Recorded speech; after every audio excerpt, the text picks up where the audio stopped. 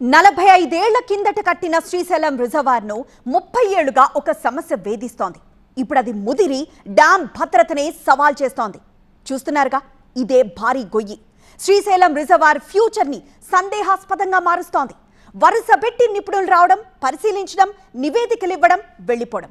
ఇప్పుడు సిడబ్ల్యూపీఆర్ సైంటిస్టుల వంతొచ్చింది. ఇంతకీ Srisailam dam భద్రమేనా? Plunge pool సమస్యకు తెరపడే మార్గం ఎక్కడా?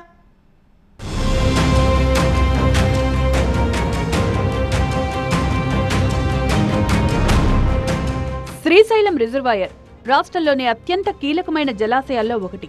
లక్షలాది ఎకరాల సాగుకు ప్రధాన ఆధారమైన కీలకమైన ప్రాజెక్టును ఎన్నో ఏళ్లుగా వేధిస్తోంది ప్లంజ్ పూల్ సమస్య.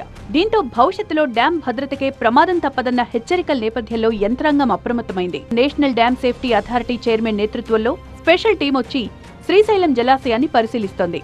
అత్యవసరంగా చేపట్టవలసిన పనులపై ప్రభుత్వానికి నివేదికలు సమర్పించింది.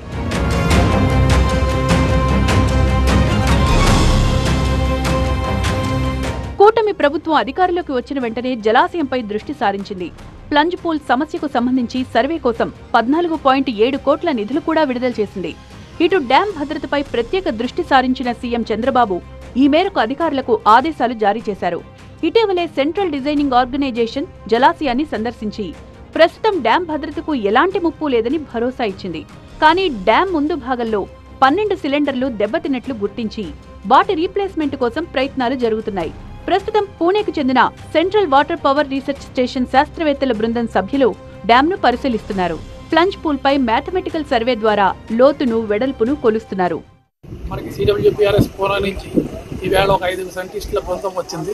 వారు మ్యాథమెటికల్ సర్వేని నిర్వహించి ప్లంజ్ పూల్ ఎంత లోతుంది, ఎంత వెడల్పుంది, ఇంతకుముందు 2018 నుంచి 3000 లోతు పెరిగిందా మొదలు వివరాలన్నీ కూడా నోట్ చేసుకుని ఆ సర్వే ద్వారా కండక్ట్ చేస్తారు. దాన్ని బట్టి మనం ఫర్దర్ రెక్టిఫై ఆ సమస్య పరిష్కరించడానికి ఏం చేయాలన్నది తమ సూచనలు, పరిష్కారాలు కూడా మనం వాటిని తీసుకోవడం జరుగుతుంది. అసలేమిటి ప్లంజ్ పూల్? శ్రీశైలం డ్యాం ఉనికిని ఎందుకు సవాల్ చేస్తోంది? భారీ వర్షాలు, వరదల కారణంగా శ్రీశైలం డ్యాం ముందు భాగంలో లోతైన గుంత పడింది. గేట్లెత్తినప్పుడు నీటి ప్రవాహానికి అడ్డంగా భారీ గొయ్యి ఏర్పడి ప్రమాదకరంగా మారుతుంది. ఈ తరహా గొయ్యిని ఇరిగేషన్ భాషలో ప్లంజ్ పూల్ అని పిలుస్తారు. 45 మీటర్ల లోతు, 270 మీటర్ల వెడల్పు, 400 అడుగుల పొడవును విస్తరించింది. 1996లో వచ్చిన భారీ వరదలతో ఏర్పడిన గొయ్యి ఆ తర్వాత 2009 నాటి వరదలతో మరింత విస్తరించింది. 25 లక్షల క్యూసెక్కుల వరద రావడంతో శ్రీశైలం డ్యాం ఓవర్ఫ్లో అవ్వడం అప్పట్లో సంచలనమైంది.